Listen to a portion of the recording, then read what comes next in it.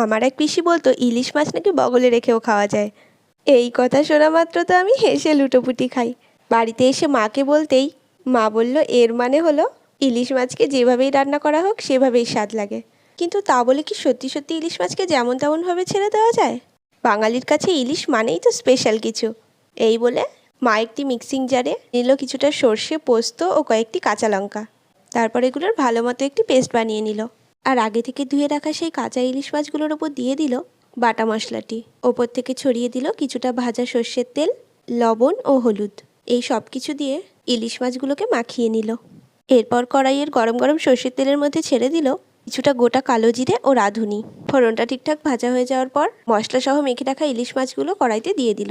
এরপর কড়াইতে দিয়ে দিল জল। ঝোল ফুটে ওঠার পর দিয়ে দিল ওপর থেকে কেটে রাখা বেগুন। তারপর এদিকে ঢাকা দিয়ে রাখলো। কিছুক্ষণ পর ঢাকনা তুলে ভালো মতো রান্না করে নিয়ে গরম গরম সার্ভ করলো।